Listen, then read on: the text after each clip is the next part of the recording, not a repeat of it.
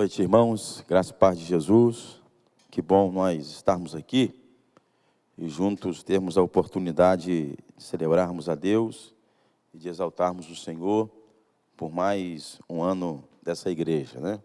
10 anos realmente é uma data simbólica, representativa, e essas datas são necessárias e importantes, irmãos, justamente para criarmos, né, no nosso entendimento esse memorial mesmo, né? Destacarmos que o quanto o Senhor fez, né, até aqui e o quanto o Senhor irá fazer também daqui para frente, né? 10 anos passa, pastor Flávio, muito rápido, né, rapaz? Muito rápido. Olha, quando nós olhamos para trás e vemos o que se passou, como passou, da forma que passou, como é bom pensar, relembrar, porque volta à nossa memória o cuidado de Deus, né? Essa lembrança dos 10 anos é justamente isso, para relembrarmos o cuidado de Deus. Quantos desafios, né? Quantos desafios, quantos questionamentos, quantas dúvidas, né? Quantos medos, né? Mas a certeza de que Deus estava cuidando era tão grande que, graças a Deus pelas desgraças, irmãos. Em Deus é assim, irmãos. Em Deus é assim. Em Deus, andar em desgraça humana é bênção, porque Deus cuida da gente. Não é para o nosso mal. O texto que vamos ler daqui a pouco fala sobre isso, né? Mesmo que desanimamos, mesmo que fraquejamos, mesmo que o homem exterior se corrompa, porque isto é natural do homem, o Senhor nos renova. E chegar até aqui é dizer que estamos com fôlego de criança. E olhar para frente e dizer, o Senhor vai realizar grandes coisas ainda mais. E eu quero voltar aqui nos 30 anos, nos 40 anos, nos 50, não sei se vai dar. Não sei se vai dar, não. Pastor Flávio também não sei se vai dar para o senhor chegar até os 50 anos, pastor Flávio. Então, olha a Deus, para que Deus lhe dê força. Porque pela matemática, eu acho que o senhor vai primeiro do que eu. Vai primeiro. Se Deus quiser, né? Deus quiser. A não ser que aconteça algo que Deus queira, mas normal que o senhor vá primeiro, para a glória de Deus. Amém, pastor Flávio?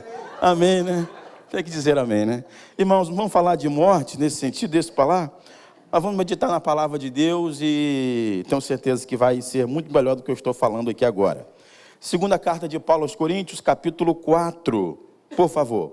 Segunda carta de Paulo aos Coríntios, capítulo de número 4, do versículo de número 1 até o versículo 18, por favor.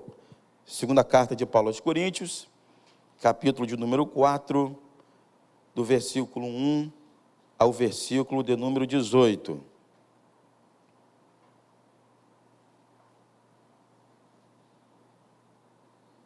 Diz assim, irmão, a palavra de Deus. Portanto, visto que temos este ministério, pela misericórdia que nos foi dada, nós não desanimamos. Antes, renunciamos aos procedimentos secretos e vergonhosos, e não usamos de engano e nem torcemos a palavra de Deus. Pelo contrário, mediante a clara exposição da verdade, recomendando-nos a consciência de todos diante de Deus. Mas se o evangelho está encoberto para os que estão perecendo, é porque está encoberto. O Deus deste século cegou o entendimento dos descrentes, para que não vejam a luz do evangelho da glória de Cristo, que é a imagem de Deus. Pois nós não pregamos a nós mesmos, mas a Jesus Cristo, o Senhor, e a nós como escravo de vocês, por amor de Jesus. Pois Deus que disse, das trevas resplandeça a luz, Ele mesmo brilhou em nossos corações para a iluminação do conhecimento da glória de Deus na face de Cristo. Mas temos esse tesouro em vasos de barro, para mostrar que este poder, que a tudo excede, provém de Deus, e não de nós. De todos os lados nós somos pressionados, mas não desanimados. Ficamos perplexos, mas não desesperados. Somos perseguidos, mas não abandonados. Abatidos, mas não destruídos. Trazemos sempre em nosso corpo o morrer de Jesus, para que a vida de Jesus também seja revelada em nosso corpo. Pois nós, que estamos vivos, somos sempre entregues à morte por amor a Jesus, para que a sua vida também se manifeste em nosso corpo mortal. De modo que em nós atua a morte, mas em vocês a vida. Está escrito, criei, por isso falei. Com esse mesmo espírito de fé, nós também cremos, e por isso falamos. Porque sabemos que aquele que ressuscitou ao Senhor Jesus dentre os mortos, também nos ressuscitará com Jesus e nos apresentará com vocês. Tudo isso é para o bem de vocês, para que a graça que está alcançando um número cada vez maior de pessoas, faça que transborde as ações de graças para a glória de Deus. Por isso não desanimamos, embora o homem exterior esteja a desgastar-nos, interiormente está sendo renovado dia após dia. Pois os nossos sofrimentos, que são leves, são momentâneos, estão produzindo para nós um peso de glória eterna, que pesa mais do que todos eles. Assim, nós fixamos os olhos não naquilo que se vê, mas no que não se vê. Pois o que se vê é transitório, mas o que não se vê é eterno. Amém. Que Deus abençoe, irmãos, e aplique sua palavra em nós. Queridos, eu quero falar hoje sobre cumprindo o nosso ministério ou cumprindo a nossa missão com fidelidade. O texto que lemos é o texto em que o apóstolo Paulo, chamado por Deus, após o encontro que ele teve pessoalmente com o próprio Jesus, por isso que deu a ele a autoridade e a chancela apostólica, Paulo então sai deste encontro totalmente mudado e transformado pelo poder de Deus. E é interessante que Paulo teve um encontro com Deus de forma especial e exponencial, e inclusive de forma extraordinária, mesmo ele tendo uma experiência religiosa no passado. A experiência religiosa do passado de Paulo não deu a ele a autoridade de ter um encontro com Cristo. Mesmo que a religiosidade de Paulo envolvia as promessas de Cristo, envolvia as Escrituras, envolvia tudo que estava apontando para Jesus. Mas nem isso foi suficiente para que Paulo pudesse ter um encontro com Cristo. Isso nos mostra que são coisas diferentes. Isso nos mostra que podemos ter um encontro com a igreja e não ter um encontro com Cristo. Tem muita gente, irmãos, infelizmente é uma realidade, que conhece a igreja, mas não conhece a Cristo. Conhece o movimento religioso, mas nunca teve um encontro com o Senhor. Conhece as coisas de Deus, mas não conhece Deus. Já foi até abençoado por Deus, mas não conhece o abençoador. Paulo sai desse encontro transformado. E quando o Senhor, então, o encontra de forma exponencial, o Senhor, então, de forma intrínseca e clara, dá a ele também uma missão de ser esse propagador do Evangelho e de forma ainda um pouco mais especial, principalmente para os gentios. Porque Paulo tinha, podemos usar essa palavra carisma, em que cada apóstolo tinha algo especial, ele tinha um carisma muito particular. Paulo era esse, chamado apóstolo dos gentios, em que tinha autoridade e clareza, e quem o ouvia claramente sobre o Evangelho e saía dali impactado. Paulo tinha esse poder nesse sentido. Paulo, então, com a autoridade dos apóstolos, de Jesus principalmente, ele sai desse encontro transformado, com a autoridade, iniciado em uma escola também, justamente para cumprir a missão a qual o Senhor lhe daria. E essa missão era a missão de dar continuidade ao ministério de Jesus. Se o ministério de Jesus, irmãos, se inicia no Éden, podemos dizer assim, porque entendemos pela palavra de Deus, que desde Gênesis a Apocalipse, toda a palavra de Deus e a história é para culminar em Jesus, é para revelar Jesus, é para apontar Jesus, é para fomentar a missão de Jesus. Pensando nisso, então, a missão progredia no sentido revelativo até chegar a Jesus. Quando chega Jesus, no sentido do seu ministério, com 30 anos, ele inicia com muito poder e graça, dizendo e revelando a todos que o seu ministério era uma revelação e um cumprimento das promessas antigas, e que eles poderiam crer. Havia muita dúvida. Para que pudesse, então, diminuir um pouco a dúvida, o Senhor deu a Jesus ainda mais autoridade para fazer e realizar milagres extraordinários. Aquilo chancelava o ministério de Jesus. Mas o ministério de Jesus seria curto, 3 anos e um pouco mais. Jesus, então, junto com os discípulos, dá aos discípulos a autoridade, justamente para dar continuidade a essa missão. Baseado, então, nisso, os discípulos também sabiam que isto seria impossível, porque já também os discípulos precisariam passar esse bastão da missão para outro, e não tinha outro a não ser a igreja de Cristo. Os discípulos então dão a autoridade para a igreja, dão autoridade para que a igreja pudesse dar continuidade a esta missão que precisava ser realizada com fidelidade. Isso fugiu tanto dos discípulos, que uma vez Jesus se reuniu com os discípulos, estavam reunidos, e os discípulos então questionaram o próprio Jesus, dizendo: Jesus, nós estamos sabendo que tem gente aí se reunindo, tem gente aí falando do Senhor, tem gente aí pregando em teu nome, e nós não o conhecemos, não veio da gente, porque os discípulos ainda estavam com a mentalidade de Jerusalém, em que eles estavam ainda em Jerusalém, e sobre os seus cuidados, eles ainda estavam conseguindo controlar esse avanço. E Jesus então responde: o que eles estão fazendo? Estão pregando o Senhor. E eles são contra nós? Não, Senhor, pelo contrário. Então, se eles não são contra nós, eles são por nós, deixe-os. Porque naquele grande dia, lá na frente vai dizer isso, o Senhor mesmo irá separar os que creem dos que não creem, os que são dos que não são, os bodes das ovelhas, os que creem dos que não creem, tudo estava sob o domínio de Jesus. Paulo então escreve essa carta para essa igreja.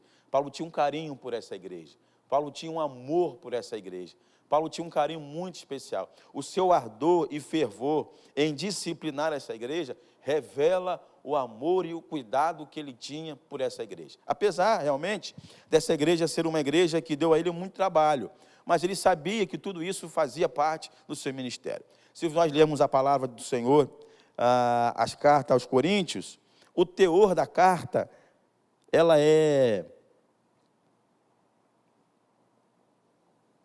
totalmente diferente de outra carta que Paulo escreve. Por exemplo, se nós lermos Filipenses, o teor é totalmente diferente.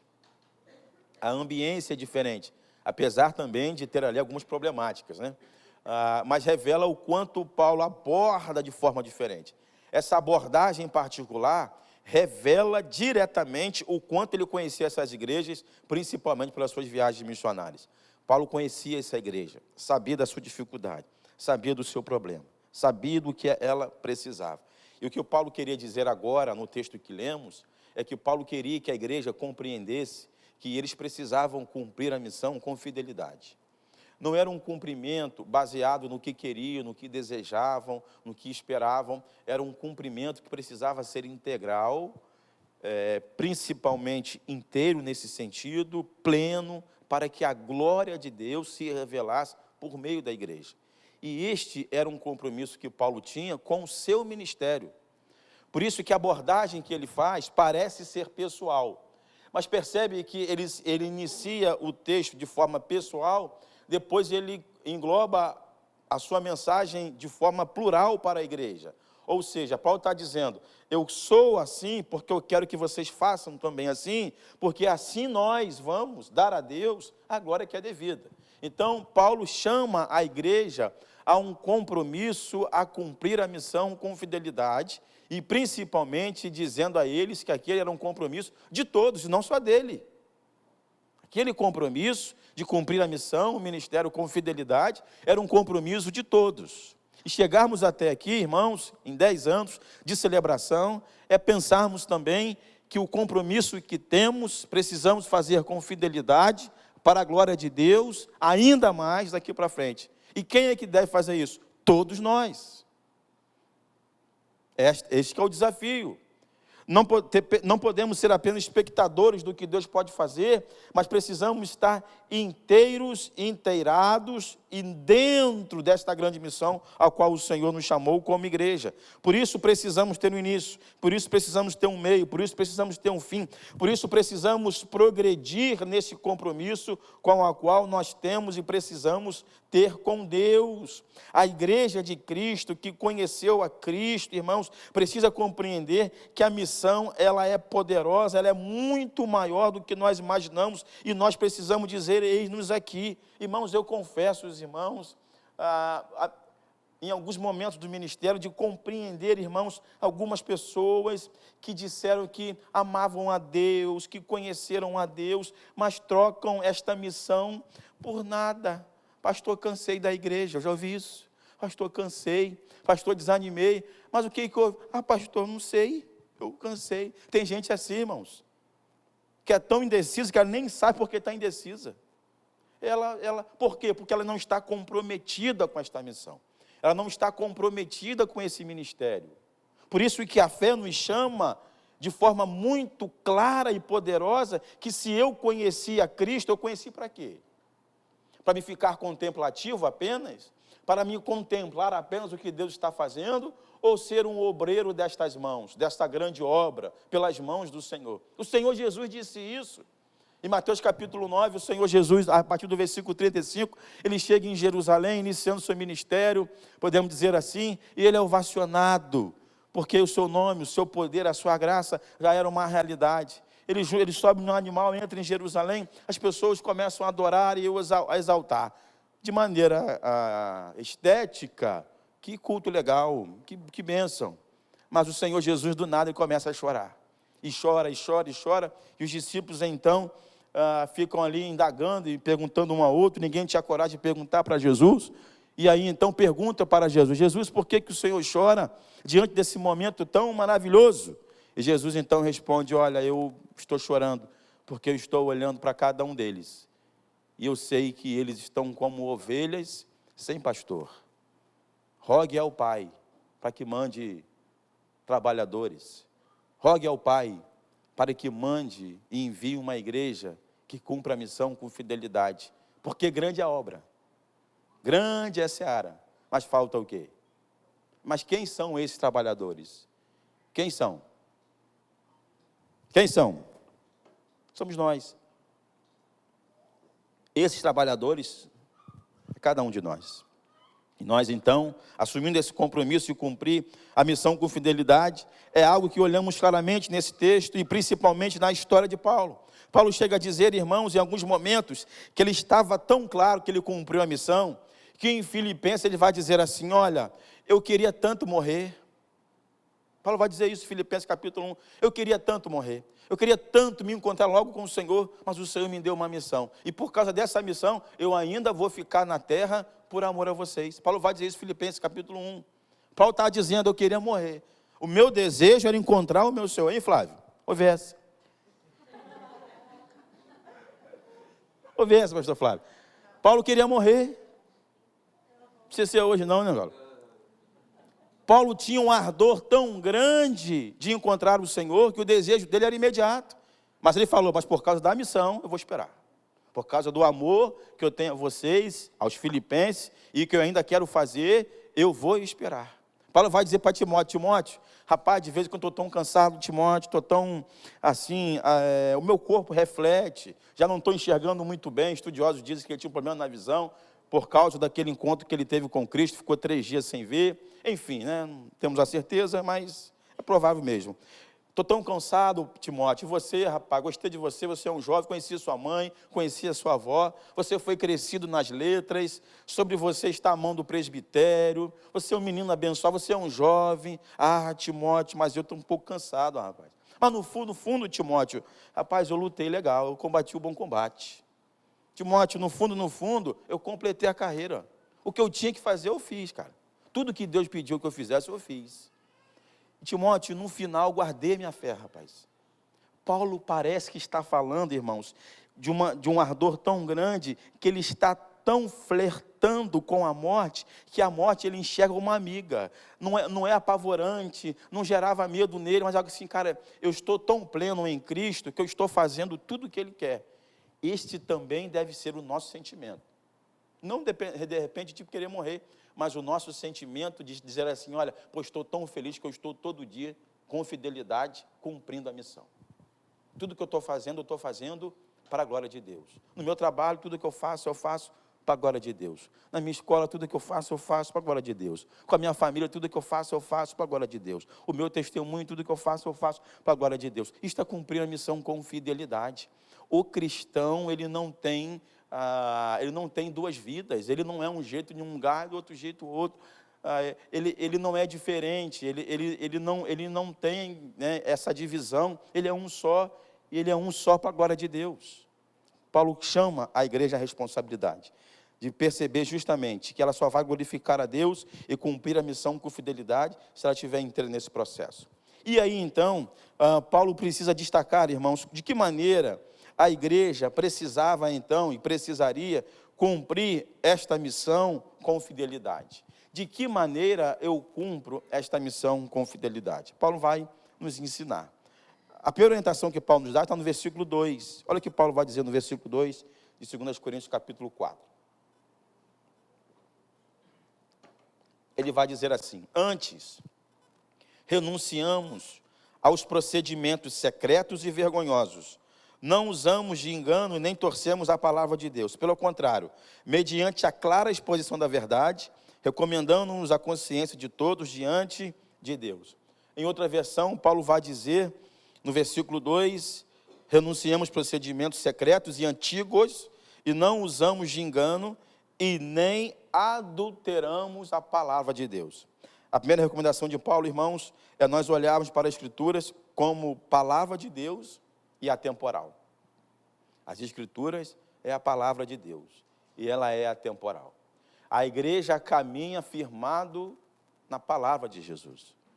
Nós não caminhamos firmados e orientados por nada e por ninguém, mas pela palavra de Deus.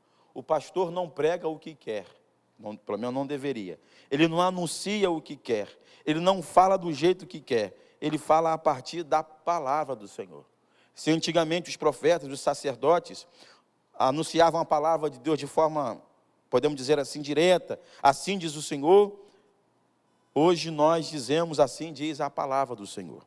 A profecia se fecha, o cânon se fecha, a palavra de Deus que temos é suficientemente necessária, poderosa, justamente para revelar o próprio Cristo.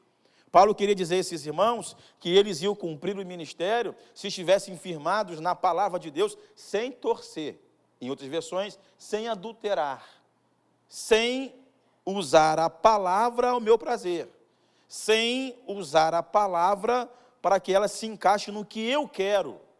Paulo está dizendo assim, olha, somos nós que precisamos nos encaixar na palavra de Deus, e não a palavra de Deus nos encaixar em nós. O tempo que estamos vivendo, a contemporaneidade teológica que estamos vivendo, a palavra de Deus ela é frequentemente, terrivelmente atacada.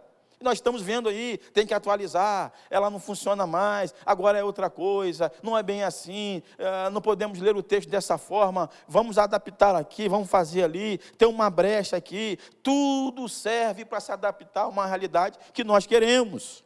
Paulo está dizendo que esta palavra não pode ser torcida, ela não pode ser adulterada, ela não pode ser adaptada ao tempo nem ao que eu quero. E o diabo sabe disso, irmãos. Irmãos, o diabo não está trabalhando mais nessa temática. O diabo está trabalhando para que nós não possamos crer em Jesus. O diabo está trabalhando para que as pessoas não vá mais à igreja. Ao contrário, irmãos, o diabo está trabalhando para que as pessoas vá para a igreja. Sabiam disso? O diabo está trabalhando para as pessoas procurarem igreja. E qualquer coisa. Porque ele quer atrapalhar, ele quer desvirtuar, ele quer confundir. E o que temos visto por aí são comunidades, podemos usar essa expressão, ou lugares, ou juntamentos que não revelam a glória de Cristo. E quem é que move isso? Satanás. Esses dias eu vi uma igreja que colocou na plataforma maior uma arca da aliança, e eles estavam literalmente dizendo que se as pessoas tocassem, após entregar uma oferta, naquela arca da aliança, elas iam tocar em Jesus. Você acha que o diabo está triste com essa igreja? Está feliz. O diabo está alegre. O diabo abre igreja, irmãos. Sabiam disso, irmãos? Sabia disso? Sabia que não... Está gravando, não, né? Só gravando, né? Só gravando. Perfeito. Irmãos, no Rio de Janeiro, isso é um fenômeno. Nos morros do Rio de Janeiro, o poder paralelo, eles bancam, abrem, pagam salário de pastor para abrir igreja. Existe uma comunidade no Rio de Janeiro, vou dar o nome, senão eu posso ser perseguido, que o líder daquela comunidade, daquele poder paralelo, ele é evangélico, ele proibiu que no morro não pudesse ter nenhuma outra religião a não ser igrejas evangélicas. E ele tem um salário que ele dá para os pastores, para abençoar os pastores daquela comunidade, porque ele é evangélico. Só que ele tem um trabalho dele, né? Este é um movimento religioso no nosso tempo. Os irmãos sabem, está aí na internet, aí fala muito clara. O que é isso? Torcer a palavra de Deus. Desvirtuar. E o diabo sabe disso. Tiago, capítulo 2, versículo 19, tem um texto, irmãos, que nos fazem tremer. Tiago, capítulo 2, versículo 19, esse é um texto que eu gostaria que você abrisse na sua Bíblia, por favor. Esse texto, irmão, nos assusta, provando que o diabo é crente. Olha só. Não está aí, irmãos, não estou dizendo, não sou o que estou dizendo. Olha só o que diz, na minha versão NVI, olha só o que diz a palavra de Deus. Olha, Tiago 2,19. Você crê que existe um só Deus? Você crê? Sim ou não? Sim. Olha o que o texto diz. Muito bem, parabéns. Você crê que só existe um Deus. Porém, até os demônios creem e tremem. Vocês estão felizes em dizer que só... Pastor, eu creio em Deus, pastor. Pastor, eu tenho Deus no meu coração. Pastor, eu não sigo não, pastor. Pastor, um dia, quando eu seguir, eu vou seguir de verdade. Pastor, eu estou no mundão aí, mas quando eu for, passar da frente, hein? Vou virar um pastor, virar um missionário. Pastor, hoje não quer nada não, mas quando eu for para a igreja, pastor, pastor, eu creio, pastor, eu creio em Deus, pastor. Olha, pastor, eu creio, bato na madeira, pastor, eu creio, tomo banho, eu uso a rosa, eu tomo sal, pastor, eu tomo um azeite consagrado, pastor, eu creio, pastor, pastor, eu creio. Olha que o movimento religioso fez com o evangelho, essa salada, que ao invés de ajudar, atrapalha. Irmãos, tem hora que eu canso de conversar. Eu canso, confesso aos irmãos, com muito carinho. E olha que nem sou pastor tanto tempo assim. Mas tem hora que às vezes, conversando com alguém, eu canso. Pastor, mas eu tomei o azeite consagrado, pastor, e não funcionou. Aí eu passei no corredor, não funcionou, pastor. Pastor, mas ora por mim lá, leva esse pedido. Pastor, quando o senhor puder, o senhor queima lá no monte esse pedido para mim aqui, pastor. Por favor, pastor, faz.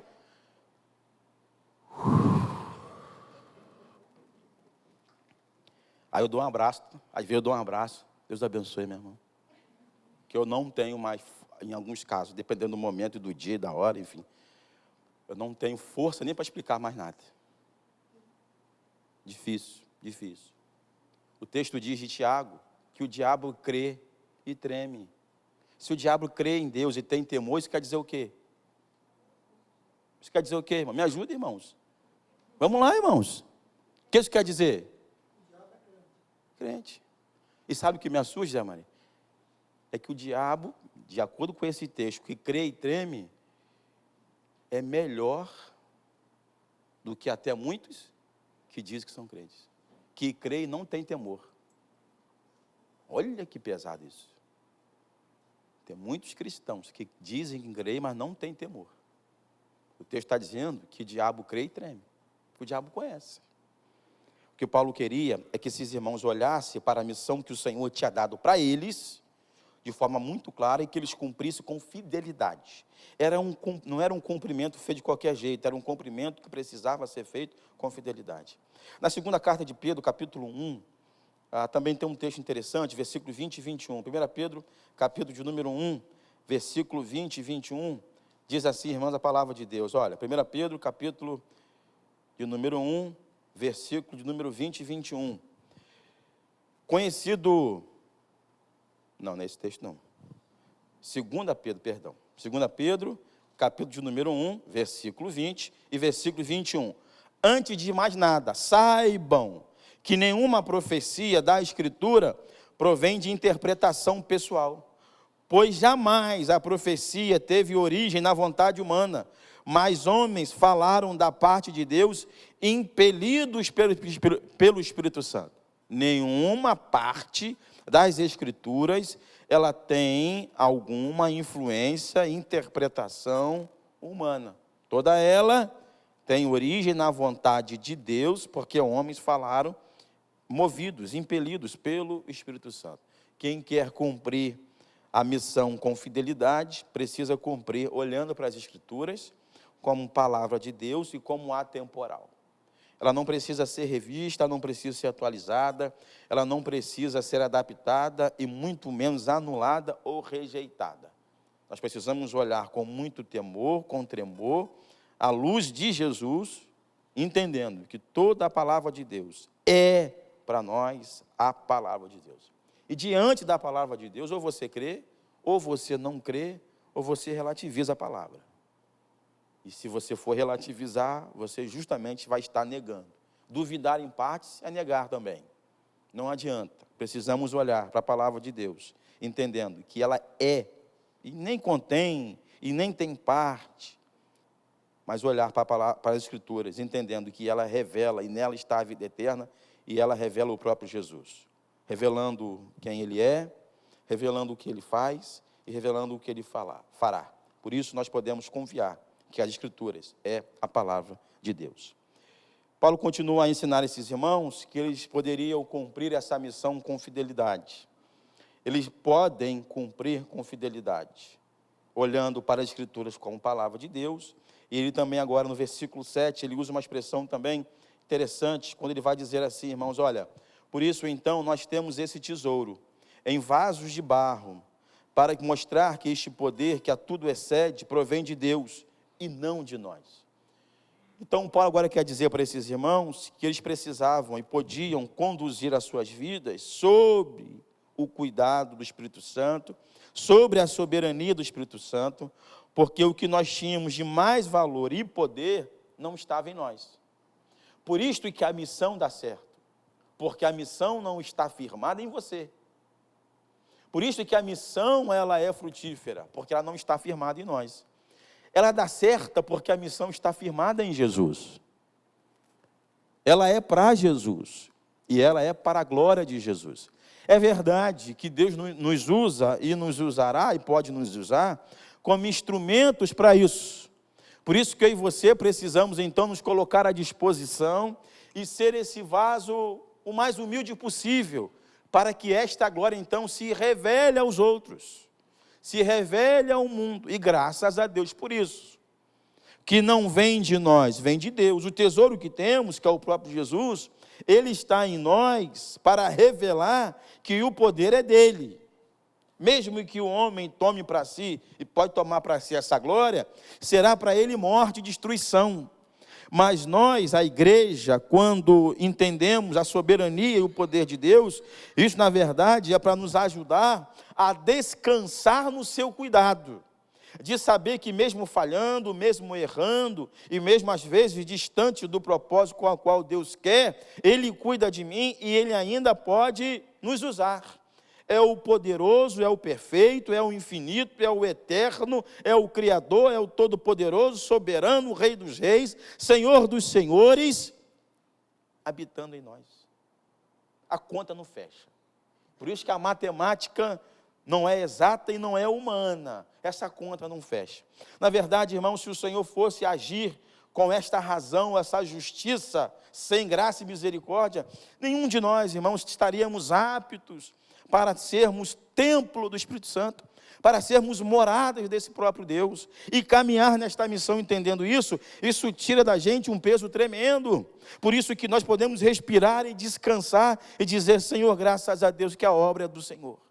Graças a Deus que é o Senhor que governa e que dirige a igreja, e é o Senhor que nos conduz sobre o teu cuidado e sobre a sua soberania. A excelência vem de Deus e não de nós. Paulo também vai dizer em Romanos capítulo 9, que ele mostra aos romanos que a grandeza, a excelência de Deus é tão poderosa, que inclusive confronta a igreja a ser submissa a essa soberania, chegando a dizer, quem são vocês, quem és tu, ó vaso, para questionar o oleiro? Teria o barro poder sobre o oleiro? Quem é que domina quem? Quem está sobre o cuidado de quem? Quem tem poder sobre quem? Revelando, irmãos, que nós precisamos olhar para essa graça e para essa soberania, revelando justamente que o Senhor tem todo o poder. Ele tem, não nós. E isto é para nos diminuir? É. E isto é para revelar que nós não somos nada? Sim, é para isso mesmo. Porque, novamente, no tempo que estamos vivendo, isto não atrai, e isto não mexe com o nosso ego. Você precisa ser, no nosso tempo, a princesa de Jesus, o príncipe de Jesus.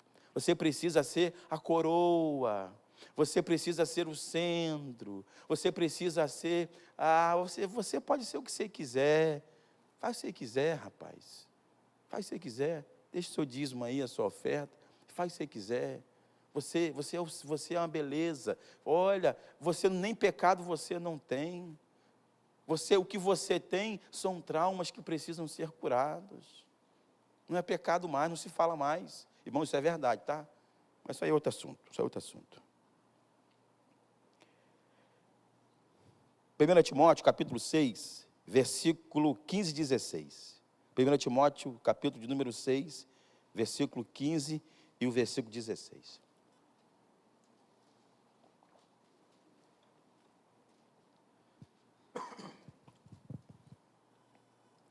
A qual Deus fará se cumprir no seu devido tempo. Então Deus vai cumprir no seu devido tempo a sua missão.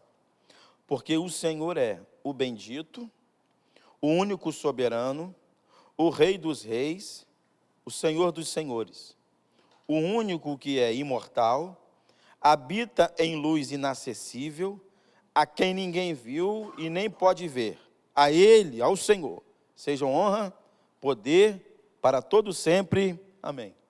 Então o Senhor é bendito, Ele é o único soberano, Ele é o Rei dos reis e Ele é o Senhor dos senhores. E Ele habita em nós.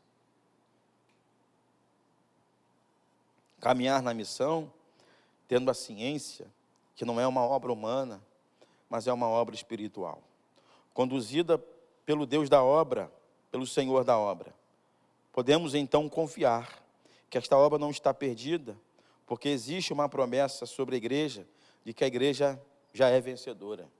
A igreja não caminha no tempo anunciando a sua palavra e a missão de Cristo, na dúvida se seremos ou não vencedores. Nós caminhamos na certeza de que o Senhor já cumpriu na cruz a sua obra e nos deu poder, e nos deu autoridade para continuar a anunciar que Ele vive, que Ele reina para todo sempre, e o Senhor Jesus voltará. Por isso que podemos ser e conduzir as nossas vidas sobre essa certeza, para produzir em nós esse descanso, olhando para as nossas limitações, olhando para as nossas misérias, olhando para os nossos pecados e olhando também para o poder de Deus. E diante deste olhar, nós vamos perceber então e dizer que graças a Deus, o Senhor é Rei, é soberano, o único e bendito, Rei dos reis e Senhor dos senhores. Isaías, no capítulo 6, no ano da morte do rei Uzias, quando ele estava ali também no reinado, diz o texto que quando o rei morreu, ele então percebeu que não estava algo bem no reinado, e o Senhor então o confronta, e ele então não consegue contemplar a dimensão daquele encontro, e Isaías então começa a responder para o Senhor, dizendo: Senhor, olha, eu tenho lábios impuros, eu habito no meio de um povo de impuros lábios, eu não tenho a capacidade, eu não tenho condição, na verdade, e já era profeta, na verdade, Senhor, eu não tenho capacidade de fazer nada. Depois que o Senhor foi se revelando a ele, se revelando, no final ele disse: Senhor, eis-me aqui, envia-me, eis-me aqui, envia. Isaías, diante da glória de Jesus, ele olhou para o seu interior, para as suas misérias, e ele olhou também para a graça de Deus. É isso que temos que fazer, de olharmos para dentro de nós, perceber a nossa limitação e olhar para o poder de Deus e dizer: Senhor, graças a Deus, vamos continuar. E continuar avançando é para nós uma ordem, conduzir as nossas vidas sob a dependência e a soberania, porque não vem de nós, vem de Deus. Quem quer cumprir a missão com fidelidade, precisa cumprir olhando para as Escrituras como palavra de Deus atemporal. Precisamos conduzir a nossa vida na dependência e no poder do Espírito Santo. E baseado também nisso, Paulo vai dizer no versículo 11, por isso então, 2 Coríntios capítulo 4, versículo 11, olha que Paulo também vai finalizar e mostrar para esses irmãos o que ele quer ensinar, mostrando e revelando de forma muito clara, né? E diz assim: por isso nós que estamos vivos, somos sempre entregues à morte por amor a Jesus, para que a vida também se manifeste em nosso corpo mortal. Paulo está dizendo, nós precisamos conduzir a nossa vida, compreendendo que na vida humana, nós estamos sendo entregues à morte todos os dias. Para quê? Para que a vida de Jesus, o amor de Jesus, a sua vida, também se revele nesse corpo. E aqui Paulo nem usa a ideia de entendermos que a todos os dias nós morremos, no sentido até biológico da coisa, mas Paulo está dizendo que na missão nós estamos caminhando, dizendo para esse mundo que nós já morremos para este mundo. Nós já morremos, por isso que ele usa essa expressão. Por isso nós que estamos ainda vivos, somos entregues à morte por amor a Jesus. Então, é a minha vida pela vida de Jesus. Quem quer cumprir a missão com fidelidade, precisa viver uma vida ligada diretamente, disciplinada à vida de Cristo. No Evangelho, não é mais o que eu faço. No Evangelho, é o que eu entrego. No Evangelho, não é uma religião contemplativa, mas é uma religião de interação com o próprio Deus. O cristianismo é a única religião com a qual, entre aspas, vamos usar essa expressão, a divindade se relaciona diretamente e faz dos seus servos morada. Nas outras religiões, as pessoas vão ali e entregam algo para a sua entidade, entregam algo para a sua divindade em troca para receber algo. Mas a sua relação é justamente essa. E quando tem uma relação, é uma relação de possessão, não de morada. A divindade vem, se apodera do corpo daquela pessoa. Em algumas religiões usa até a expressão até diferente, né, mas tudo bem. Usa e tem como possessão aquele corpo. Aí aquela pessoa, então, de forma que está em transe, ela não tem a capacidade de dominar aquele espírito, e aquele espírito faz o que quiser com ela. No Evangelho, não. É o Espírito Santo de Deus morando em nós, se sujeitando à nossa carnalidade e humanidade. Aqueles que se relacionam e se entregam e se consagram mais a Deus, ainda mais esse Espírito Santo age em nós, de forma particular, pessoal e principalmente transbordante. Por isso é que a missão, ela precisa ser cumprida vivendo com Cristo, disciplinado à comunhão e à vida com Deus. Por isso que eu preciso ter essa disciplina da comunhão, de orar, de buscar, de viver e principalmente conduzir a nossa vida para a glória de Deus. O texto que o pastor Flávio leu, quer comais, quer bebais, mas tudo que vocês forem fazer, façam para a glória de Deus. É dizer assim, olha, tudo tem que fazer para a glória de Deus. Você vai comer, faça para a glória de Deus. Você vai beber, faça para a glória de Deus. Tudo que você for fazer, faça para a glória de Deus. E isto, então, é necessário para uma vida disciplinada. Se eu quero conduzir a minha vida nesta missão de forma integral e com fidelidade, eu preciso então olhar para isso e cultivar. É o Cristo vivendo em mim para que eu possa viver para Ele, para a glória dEle. Me assusta, irmãos, quando nós não olhamos isso como prioridade e achamos que isso não é importante. E todos nós, precisamos fazer essa crítica do quanto nós estamos disciplinados à comunhão com Deus nesse sentido. Na oração, na leitura da palavra, o quanto nós estamos comprometidos com isso. Porque se a nossa vida cristã se resumir aos nossos encontros, nós estamos perdidos. Porque se os nossos encontros semanais durarem 2 horas, 3 horas na semana, 1h30, 2 horas, se a sua vida cristã se resumir a isso, você está perdido. Se na segunda-feira, de segunda a sábado, você não se relacionar, você não compreender essa importância, você está perdido. E não adianta dizer que crê. O texto que lemos diz o quê? Muito bem dizer que crê. Mas só isso não é suficiente. Senão, nos assemelharemos a uma fé semelhante à do diabo.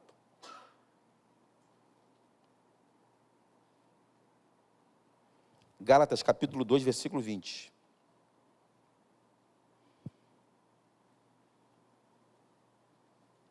Gálatas 2, 20.